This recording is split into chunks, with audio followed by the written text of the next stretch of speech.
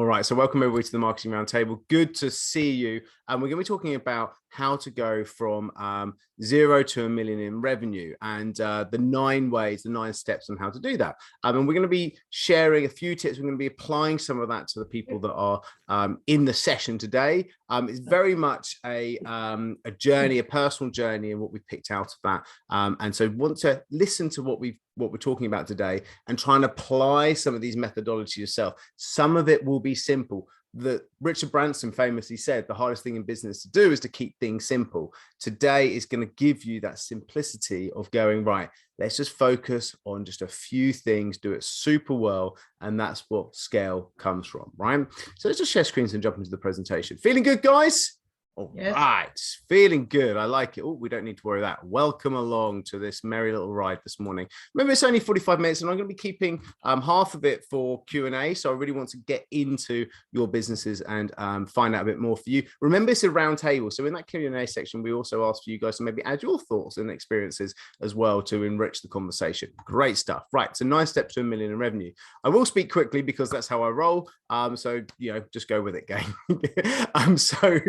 So this is the two businesses I've worked on before. One was a boiler servicing business. One was a marketing business. Both businesses I created. Both businesses I started. Well, the marketing business was the first business, and I started doing it incredibly wrong, doing everything incorrect. I was a graphic designer, and I would try and say, yes, I'll build you a website. Yes, I'd do an email campaign for you. Yes, I would put together some sort of website. Why not? If you need some marketing, I'll just do some for you. And what happened is I became a busy fool because every single day I was pulled in multiple directions. There was no efficiency in terms of how I could produce anything. And of course, I would have to go and find the work, sell the work, do the work, and then go find the work, sell the work, do the work. And of course, it's this boom bust, boom bust. You're like, you get a new sale, crap, I've got to deliver. So you stop doing sales, get a new sale, got to deliver. So by not having any efficiencies and not having any momentum, I wasn't able to actually put together any type of momentum, right? And so I started working with a client called Colin, who was an IT company, and he helped me to develop a system that was perfect for him. And what we suddenly realized was actually it was really powerful, and it was a great lead generation system for his type of businesses. And the aha happened to me. Finding one type of target market means that I could do the same thing over and over for different customers, and targeting one specific result, i.e.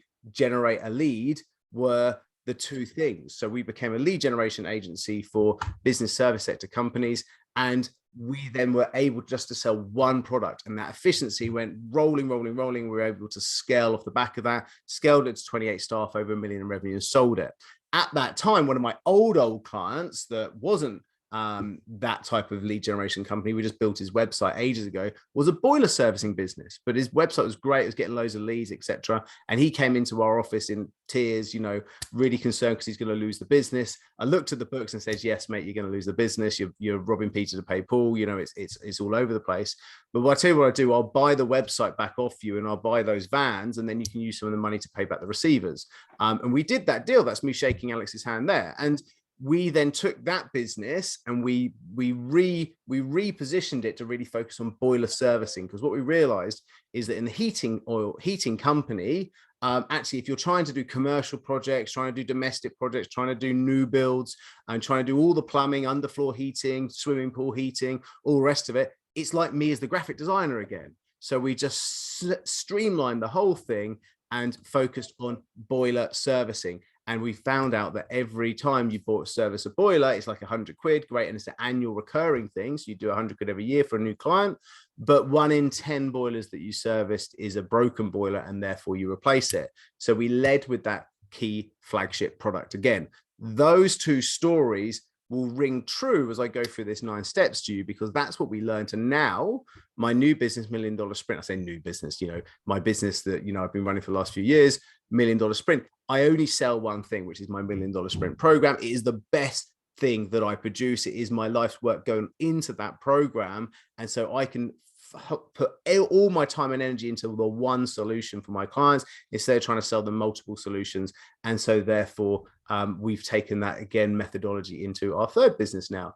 Both businesses scaled to $1 million revenue and sold them, and exactly what we're looking. Well, this business, I'm not even sure I want to sell it. It's a lovely business. I love working with lovely people. Right.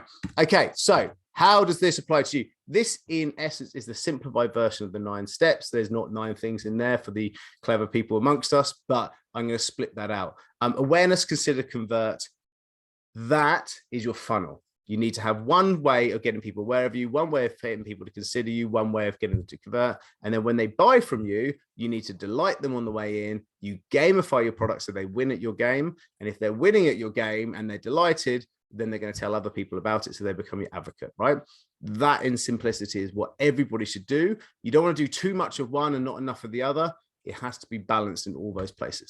So step 1, solve a pain and do it well within a solution that scales, my friends. So this solution that scales is vital. If you look at your product and it's not scalable, then you need to really kind of rework that and think, actually, am I trying to clamp too many things on here? And it's just a nightmare. I need to go and pay for too many different types of staff to be able to deliver it, right? And to be able to do that for a specific target audience.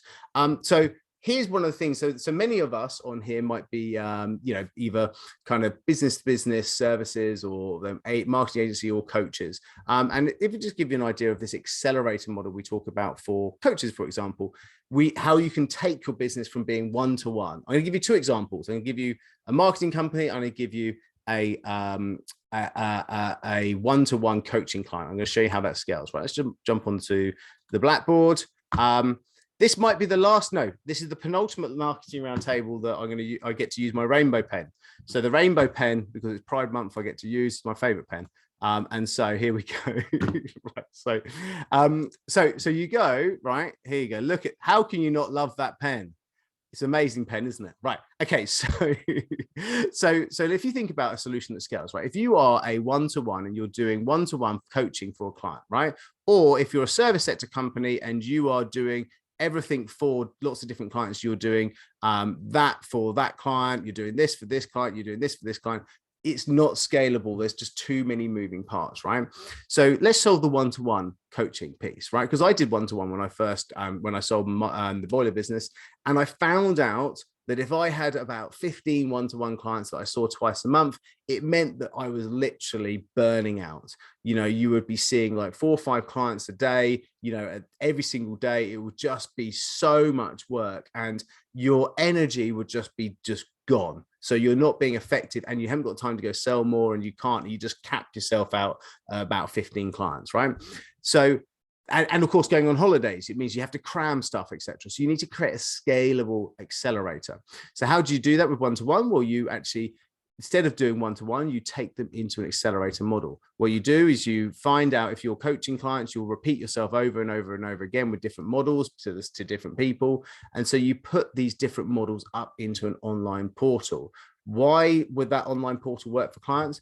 Well, if you solve a solution that scales, so I solve some pain for clients, you need to know where they are now and the result that you get them. Remember we talked about that in the marketing agency? I got them leads, right? Do you remember we talked about that in the boiler servicing business? We serviced the boiler, so their boiler was healthy, safety, warranty kept up. That's the result that they want, right? So where they are now and the result they want is a runny road of process or a runny road of journey, right? So for leads, for example, it was a case of going, right, we'll do conversion optimization on your website, we'll run some ads, we'll develop a ebook download, we'll do a daily social media post, etc. And that's what took them from now to the result. And it was the same deliverables for each client because we knew the journey was similar for each client, right? So that's what they brought. So if you're a coach, well, actually, you don't have to do the stuff for them. You can coach them on, hey, you need to be able to do this. So let's take, for example, a life coach. So one might be, let's talk about, you know, where you are now. Let's talk about where you want to be in the future. Let's start to put together an action plan. Let's do a 90-day thing. And you start to do a little plan to get them to the result, which is, you know, maybe happiness, better relationships, etc. Right? So those 5-step process can go into this online training, right? Cool, right? So we all know that online training is scalable and easy, but nobody really wants to buy just an online training at the moment. So you've got to add more to it. Because actually, for someone to make a real difference in their business, and I told you I'm going to fire a lot at you today, but just strap yourself in because we're going for it, right? If someone's going to make a serious change in their life to be able to do anything, and you as a coach is going to be able to make a real shift for them, you've got to give them 4 things, not just one thing. Most people just try and give you leadership. Here's some ideas because I've done it before. You just follow what I'm saying, right? But you know, there's so much of that. You watch a YouTube video for that, right? Leadership. The other thing that people need is community, because I want to be in the room. If I look around the room, are the same types of people in this room? Do I feel I'm in the right place? Are people asking the same questions of me? Also, I need to know personally how these ideas affect me. How does it actually work for me personally? And then finally, you need to look at routine. So I need to make a habit of making those changes, right? And so those are the big things. So I go from finding my leader, I find my community that I want to be in. I'm routinely checking in and actually start trying to solve this problem and just applying this to me personally for my unique situation. Awesome. Then the final thing that's locked this in is accountability. So you need to make them accountable to do the stuff. You need to make them accountable to be a good community member, make them accountable to turn up, make them accountable to ask questions for them personally, right? So how does that model apply to an accelerator model? Well, we've already said we've got this lovely 6-step journey which helps them to get to where they are now to the result, and that's in there. But this, my friends, is just leadership, leadership, leadership, leadership, leadership. Okay. So if you've done that leadership piece, let's just say that's that bit up there with the 6 steps. Okay. So if you've done that leadership bit, great. Now we've got to put that personalization, routine, and community piece in. So instead of doing one-to-ones, you do drop-in clinics, okay? So you do drop-in clinics maybe on a Monday, Wednesday, Friday, okay? So people can come into your accelerator, they come and look at, start to do module 1, they drop in on Monday, they ask a question, they do the personalization, you say, okay, great, well, when we do this and this, look at this, come see me on Wednesday, we do that, and then go do this, and come see me on Friday, we do that. So perfect. So what you're giving them is personalized experience there because they're asking questions, you give them stuff. These are group sessions. So you're giving them community in there. And so that community gives them the ability to be able to see someone just ahead of them and just behind them. And that makes me feel good, inspired by other people's success. And then it's 3 times a week. So it's routine, right? And also you continue leadership.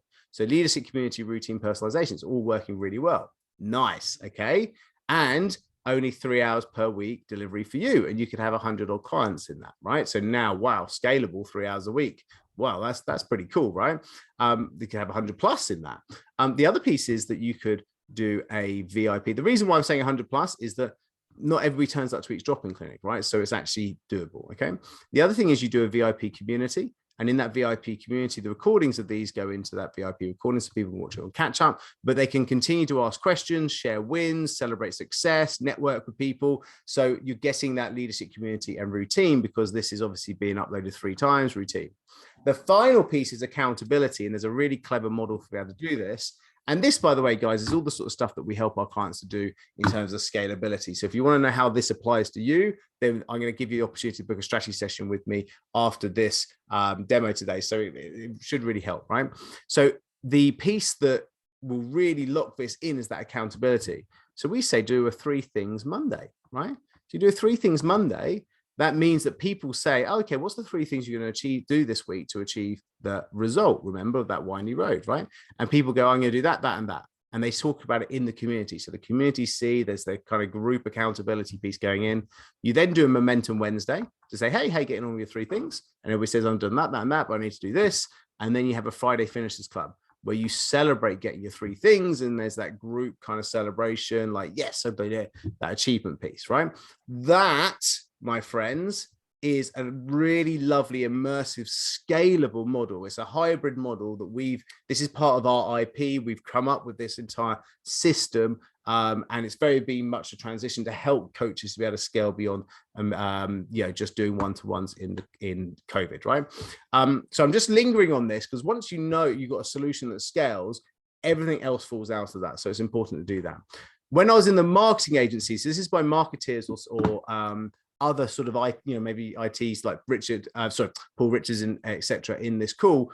When I was in the marketing agency, the solution that scaled for us was very much a case of actually understanding what needed to happen for leads, right? So once we worked out that we needed to do a weekly video, a weekly blog, this was back a few years. So content marketing and SEO was massive. Then Google was really a big player.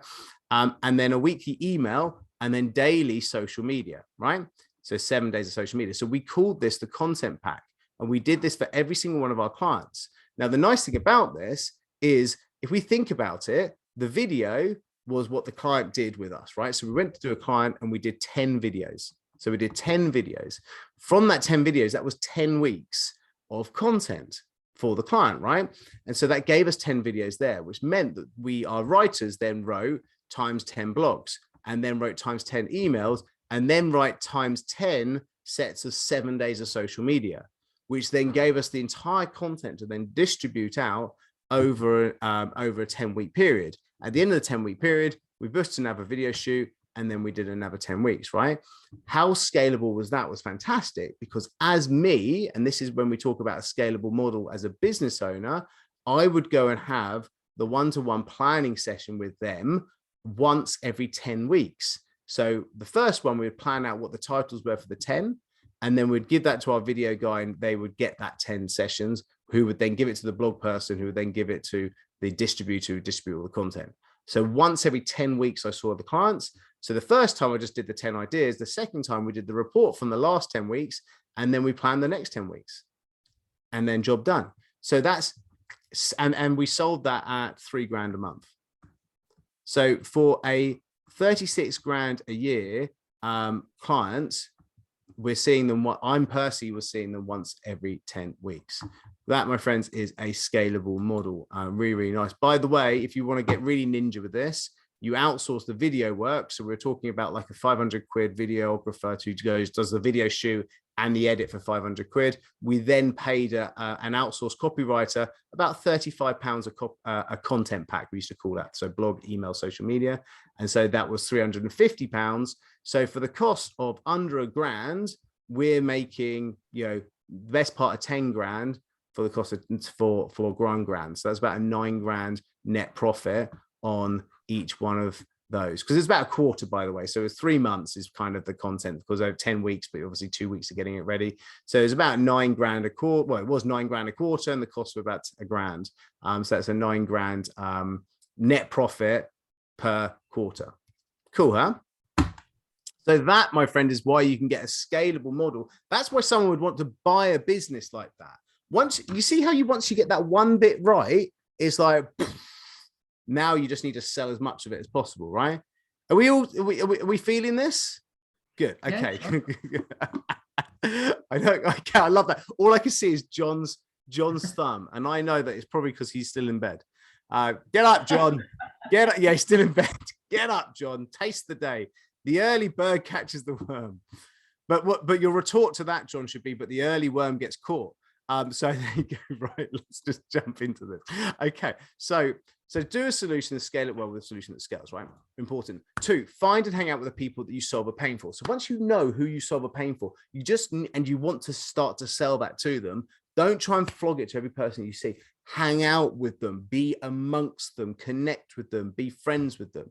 How do you do that? Well, actually, let's think about this. So if I was going to do a search and I was looking to work with coaches, I go coach plus Surrey plus UK, because there's a Surrey in Canada.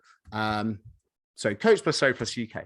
These are all the coaches that are in Surrey, in the UK. Oh, let's go down.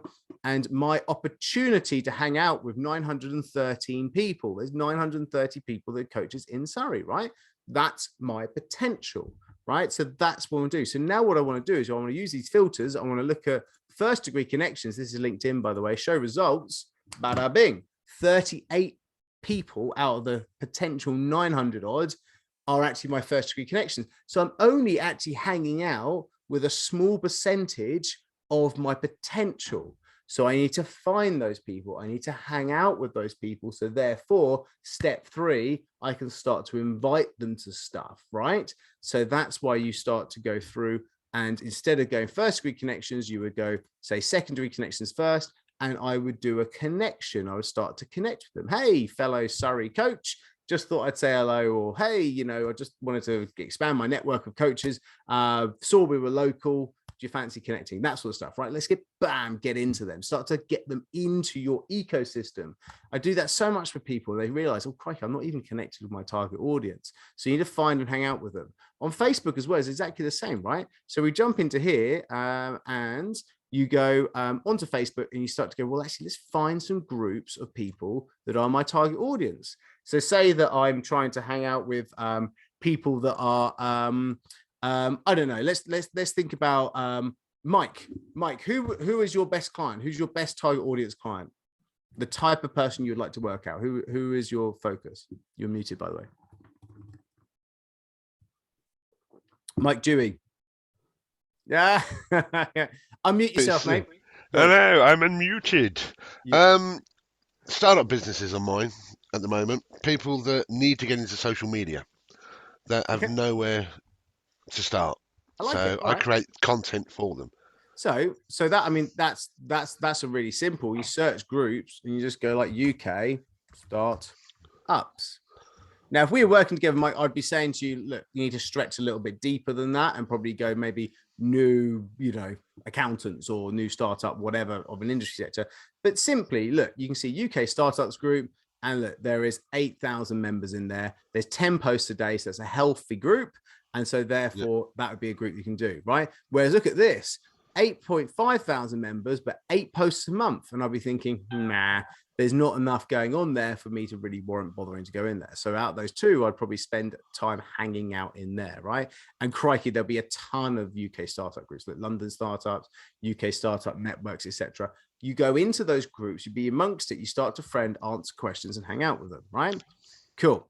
Right, I'm gonna, by the way, I'm gonna leave some time for Q&A. So I'm gonna work in about the next 5 minutes through the next of the steps, and then we're gonna work some Q&A. So once you're hanging out with them, now you need to then create a place for them to hang out with you. This is your email list, and that means you own them. They're not stuck on other social media networks. So if you get banned or something crashes on Facebook or whatever, you don't own that data. You need to build a data set. The money's in the list. Everybody sort of says that. The Yanks love that. Sorry, the Americans love that. I love the Americans. The money's in the list. They don't like being called Yanks. The money's in the list, right? And so that's where you've got to bring that database in, because then you can actually start to market to them. I know I'm not teaching you to, I'm teaching you to suck eggs here, but actually knowing that if you've got lots of followers on LinkedIn, lots of connections on LinkedIn, if you haven't done anything clever to actually draw them into your list, then your business is owned by LinkedIn, right? So how would you do that? Well, if you'd be thinking about it, once you're connecting, you start to connect with people, connect. You can then draw out their contact information and get them into your email list. Or you can start to message people on LinkedIn and invite them to something. What do you invite them to? Something like a weekly moment. We talk about a weekly moment being like an event that you're running, or maybe maybe you produced a white paper so then they could download or an ebook or whatever it is. An event like this is great because people register their email just beforehand, so you can promote it. If they join your email, you can promote it, and now suddenly they're on a list of people that have registered to come to your event. You own that list now. You have a right to continue to market to them. Anybody that gets squeamish about LinkedIn, etc., remember this is light entertainment with Richard in the morning. Okay, so this is not legal advice about GDPR whatsoever. However, if I go and find some people on here that are my first degree connections, not second degree connections, I go onto their list. Let's pick on this poor person first. And Dominic here is a head coach. So I'm going to press contact info. And look, Dominic's very kindly, as his first degree connection, says, hey, Richard, if you want to contact me, here's exactly all my information. And so therefore I've got his website, I've got his mobile phone number, so I can text him, I can WhatsApp him, I can then email him as well. That's his lovely email. I've got his Twitter, and we know when we connected. That is why I feel that as someone that wants to invite Dominic to an event that is specifically for expert businesses, and therefore Dominic and I are first degree connections, and he accepted my connection request, I have personally, this is my personal feeling about it, I have no problem actually sending him an email to invite him to that event and other events similar to it. And so that's why we can take those connections, or I personally take my connections and I add them into my list to be able to actually email them. It might be the reason why many of you guys are here. Cool, right? So just remember that. Okay, so we are rocking and rolling. Step 3. step 3. I would say we're nearly there, but we all know that 3 out of 9 is not nearly there. Okay, so step 4 is then over deliver value for free pre-sale, right? So think about it. Giving lots and lots of value is great. Being able to actually constantly give people ideas, updates, swipe files, keep on thought leadership, keep on updating, etc. Because when we talk about the online industry, many people talk about this value ladder. Oh, you've got to have a value ladder. You've got to have this, this step of stuff. You give people stuff for free, and then you sell them something for 49 quid, then 297, and then 500 quid, and then you sell them something for £1,000, right? Now you've just created that graphic designer Richard. Remember when I was doing all these different products in lots of different directions and I didn't know what to be able to do, right? Don't do this stuff. All the gurus that tell you to do that actually sold the big 10K thing first, and then they used these as down sells because they had so much people wanting to work with them but couldn't afford it. They didn't start at the bottom and work the way up. So it's a fallacy, honestly. So do what we call F2F, right? So blow their minds with free, give them so much value over deliver, and then sell them the one solution. Don't give them multiple solutions, sell them the solution. Remember to that result, right? This is the solution and this is the result. So you blow their minds with free and then sell them the flagship, okay? The flagship product, the one solution. We talked about that when I was talking about Yomp and boiler servicing. The one thing, it's the best and only thing that they should have, right? So go for that. Cool. Let's rock and roll back. So over deliver value for free, really lay it on thick with them, because you're going to generate yourself the one opportunity to sell them the solution. And don't worry about that.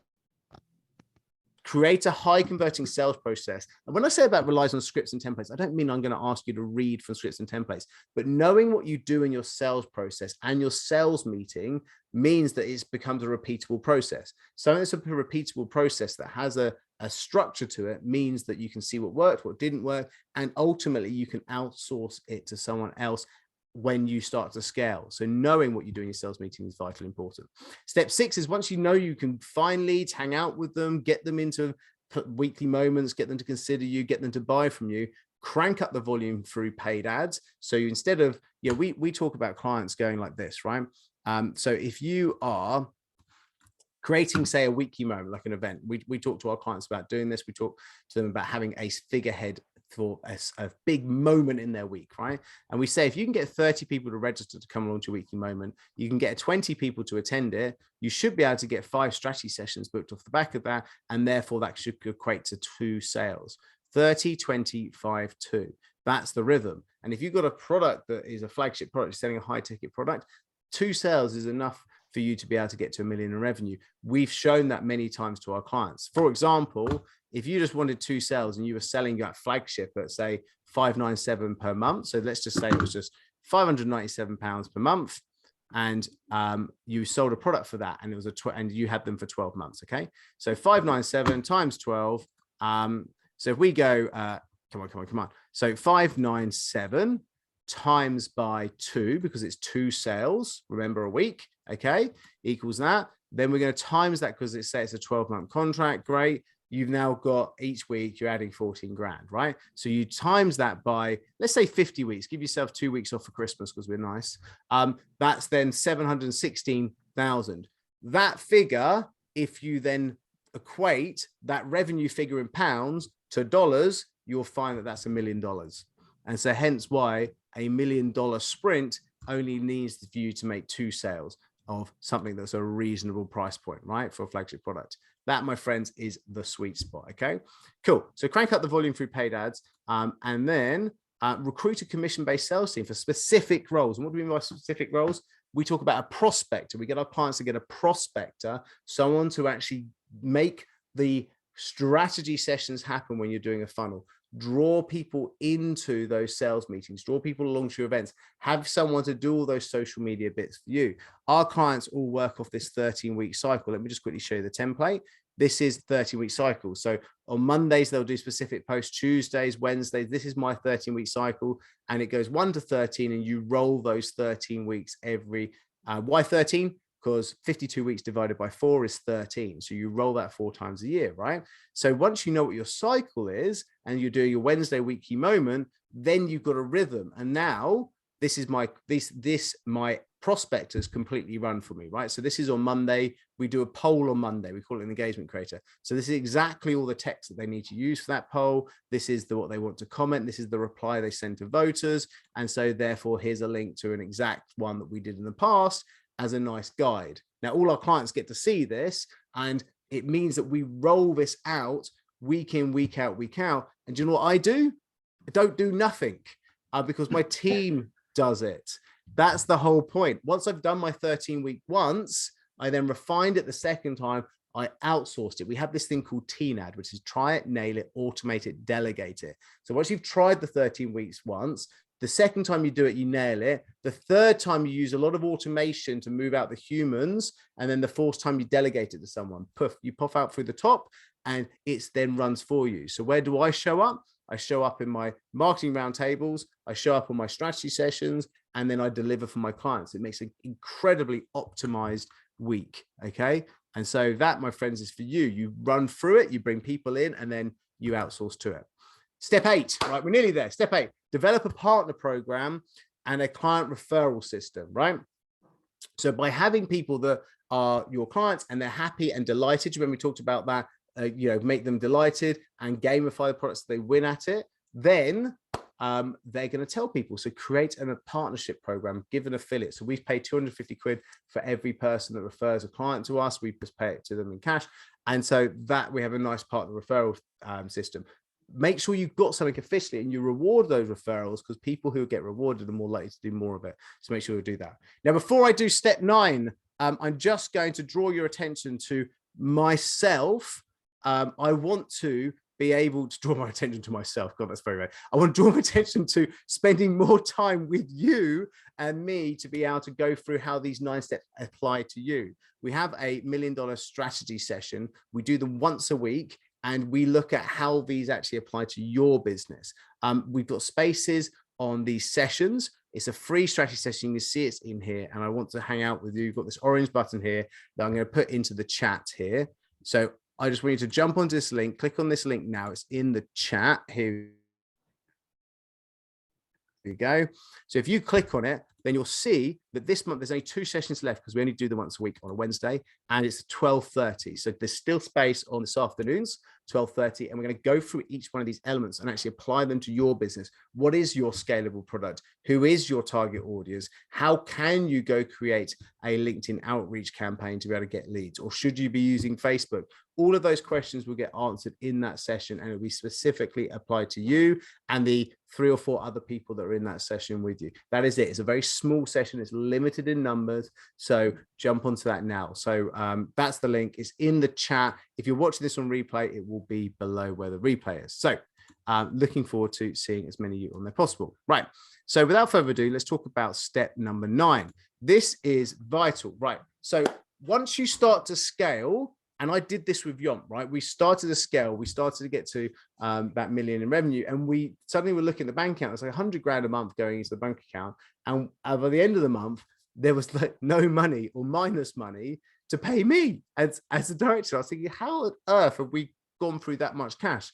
But I made the mistake of collecting human beings. I used to, every time we had an intern come in, I'd be like, oh yeah, you did great, have a job, and we, by the end of it, we ballooned up to 28 staff, and it was stupid. And we were just having lots of software that we didn't cancel. We weren't looking after money, and it's because it was just momentum-based growth, and I wasn't thinking about the money side.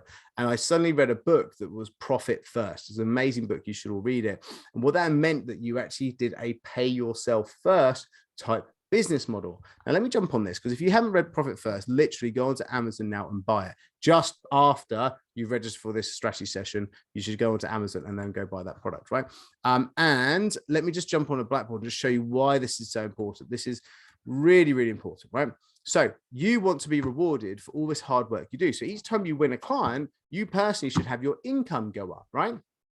And so what the Profit First book teaches you is that all your money, most people in Yomp, all the money went into the same bank account, and mass expands the room that you give it. So you start to do lots of different things. You kind of buy this and buy that. And before you know it, all the money goes. So what they tells you is split all the money into an income account. And in the UK, if you're working with us, you'll soon get VAT registered, because obviously you'll scale. So 120% goes into one bank account, right? So that's what true income is, because that's the net plus VAT. Okay, so instantly put your 20% off into another bank account, which is your VAT account, right? So it's a separate bank account, not a hopper in Starling, but a separate bank account, because then you can do a DD from it into the HMRC. Happy days.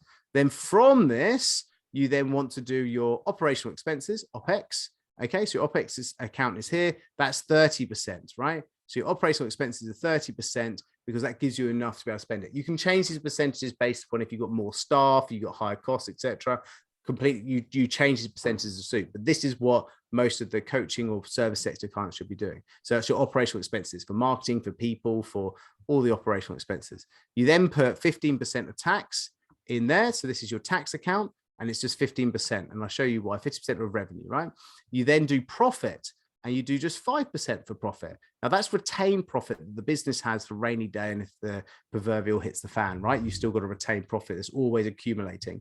And then the other bit, which is the best bit, is the owner's comp, right, which is 50%. Okay, so it means that 50% of revenue should be coming into your business after tax. So 50% of revenue should go into your bank account, and the business also pays your personal income tax. Let me show you how that works, right? So say, doesn't matter if you're doing $1 million, 500 grand should still go into your personal bank account, and that should be after your personal income tax, right? How? Well, actually, VAT, for most of us who are paying VAT here, you don't actually pay 20% VAT, because you claim back some of the 30% that you paid VAT on in here. So for me, it normally works out to be about 13% is actually my true VAT.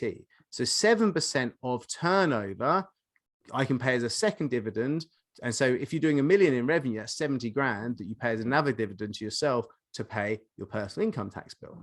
Then you've got tax here, and that tax account, you then go, well, actually, most of you realize that actually the profit here isn't 5%, it's 55%, because that's owner's comp plus profit, right? So it's a dividend, but actually tax-free allowance and stuff will bring that down a bit. So it works out to be about 50%. So 19% of 50% is what you would pay for corporation tax, right? So actually that works out to be less, because it's 50%, so then 19 of it, so it works out to be about 8.5% of entire turnover is what you would pay for corporation tax, because it's 19% or 50% of your revenue, right? Just bear with me, this does work, right? So therefore, if you've saved 15% of the 100%, not the 50%, means that you've got an extra, what does this work out to be? Like 7.5% again. So another 70 grand to be able to pay as a dividend to the owner's comp to be able to do that. So it's about 140 grand extra if you're doing $1 million in revenue that you can pay to the owner to pay his tax bill. And then the owner can still take home 500 grand a year, right? After tax. So that's, my friends, is how you gear this up for the owner to be rewarded with the growth. So when I say to people, you literally only need to be getting to $1 million in revenue, you shouldn't need to worry about anything else, because if any of you can spend £500,000 after tax on stuff, then you like stuff more than me. So that's the game, guys. Okay. And trust me, it works. I've done it. And it's a magical place when you start to see every new client you're working out in your head. I already know that half of that's coming to me, and you feel massively rewarded. So you're inspired to do the next one and the next one, and you grow. But you also don't allow your cost to go with it, because your bank account is only 30% in there. So you can only attribute some money to do other stuff, right? So I did say that I'd give some time for Q&A, so I have. I'm going to stick around for another 10 minutes. You guys have been amazing. Just before any of you shoot off, just remember, if you haven't, and thank you for the guys that have done, because my phone's just gone, do jump onto this. This is important, but I'm going to stick the link in there again. There is still a couple of spaces on there. So just do make sure that you jump onto that link and book yourself in a strategy session. If you can't do this month, then there is also sessions. You just click that button here. You got these ones here. So I'd love to see you all on there, and I want to be able to deep dive into your businesses. So let's do that. But let's throw it back into the room, gang. Thoughts, things, questions. I'm gonna have a sip of tea because I've been talking. Got a quick question. Go for it, Paul. So that model was based on well, there's two questions actually. One is that model is based on a consultation model. Obviously, working in IT, I've got 18 staff members. They're not all consultation people, but I assume that could work for someone like me or my senior team to be a IT manager. So when you're saying that model, so you're not talking about the profit first model, you're talking about the accelerator model. Oh yeah, profit first. I know, I've read that several times. Another good book is They Ask You Answer. Oh, great. Yeah, great book. So in terms of the scalable model for you, I'd be very much thinking about, well, what is the type of client that you want, and how can you deliver for that client in the most cost-effective way? Because obviously for you, doing some sort of accelerator type thing, etc., it's not really applicable, because you are doing like a help desk model. I presume that it is help desk and stuff that you'd want to be able to scale, right? So well, the help desk is at the moment just about making profit in that sense. Everything else, all the products and everything, make the bulk of the profit. But we've got to a point now where we've got enough engineers, we've got enough skill, we can add another 50% on without, in theory, hiring people. Right. So we've got to that point now. So yes, the service desk model is a big model that I want to do, but also the IT manager role. So a lot of companies don't want to pay 70, 80 grand for an IT manager to sit there 5 days a week and twiddle their thumbs, whereas they would probably pay for maybe a weekly meeting. Yeah. Something along those lines. So nobody wants to buy a meeting. So just remember that. No. What people want to buy is a result. So if you are ever approaching this solution, it's a great question. So if you're ever approaching the solution, all of us should realize what is the pain that they have. And therefore, so whenever you're doing a strategy session, you go, well, where are you now? Where do you want to be in the future? And so therefore, what's the journey between the two, right? So you can see that future bit's the result. So if you know that actually the result that they want is to have to transition to the cloud, to have a really, fast, speedy, good, IT network. Maybe they need to do some service or some Amazon, cloud, etc. That's the project. So once you know that that's the project, then you go back to them and say, we love giving them a diagram. So if you've got a lovely little diagram that can work. So for example, all of our clients, we say that piece, you want to create your own version of a diagram. So this is our $1 million sprint landing page. You only see this after coming to a strategy session with us. So I'll just whip through, but this is the thing that we present. The Hall of Fame, which is 84K per month in dollars, that's where people want to get to. And where they are now, they're starting the preliminaries like a new business. And there's steps that you want to go along the way to get to heat 1, heat 2, heat 3.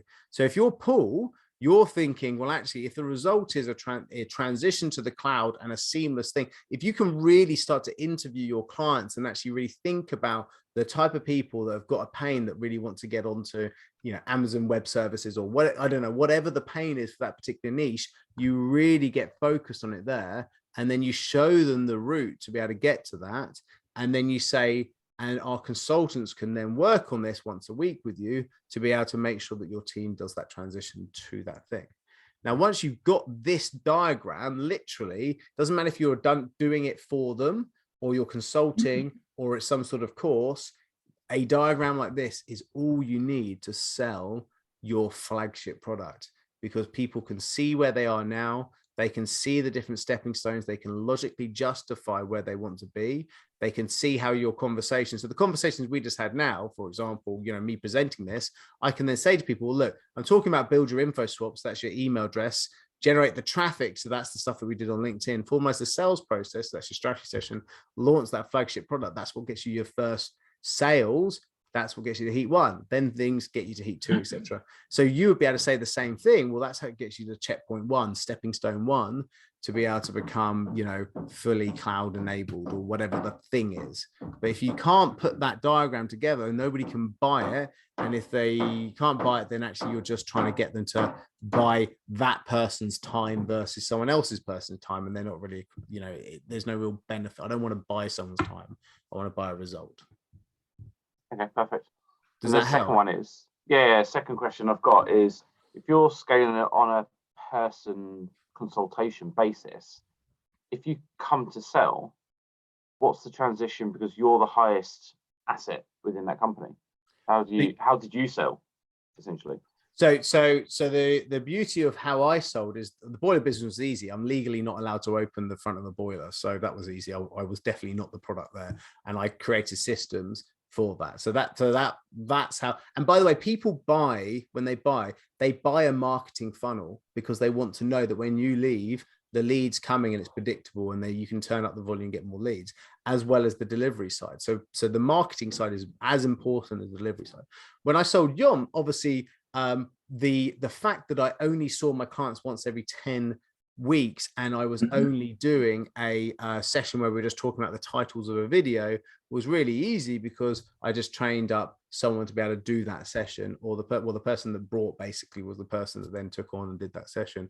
Nice and easy, right? So it's about making yourself not the product. I couldn't sell $1 million sprint at the moment because it's me that does all the delivery, and that's cool because I'm not in a position to sell. If I wanted to, what I would do is work out, well, we've got 5 core things that we do. On Mondays, we do goal setting. Tuesday, we do awareness.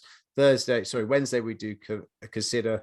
Friday, we do convert. And then, Thursday, we do convert. Friday, we do deliver, right? So there's 5 different days. We do 5 different things. And I could find a trainer to do each one of those, and they become the mentors. And then suddenly I'm not the mentor anymore. That's not even in our plan at the moment. But if I wanted to, that's how I would then extract myself from the delivery of it. And then obviously it becomes a thing that you could sell with those mentors. And as long as you've got delivery contracts with those consultants, so if you don't sell your consultancy, you get one of your C managers in to do that. You then get them contracted against the contracts that you sold. Then the person who buys the business buys those contracts as well, and those people are still tied in to have to deliver that. And ultimately, the person that would buy you would be looking at it going, you just say, really easy. You just need to find someone that's trained in this, this, and this, and then you just use the same marketing funnel to sell that type of consulting. Happy days. Cool. But in the meantime, you make a load of money doing the consultancy stuff, which is nice. Yeah, it's a great way of adding profitability onto your deliverable. Cool. I've still take time for another question, guys. Thanks, by the way, for the ones that jumped into that strategy session. Back into the room. Yeah, Mike. Good to see you, Mike. It's lovely to see you. And not about trying to grow my business. Some of the points I've picked up on from what you've done, the key one is pain point, which is brilliant. Because when you go to see a client, they're expecting you to have the answers without even actually asking any questions. I'm sitting there going, well, you're the expert. I said, yeah, well, give me something to use. So discussing that pain point is key.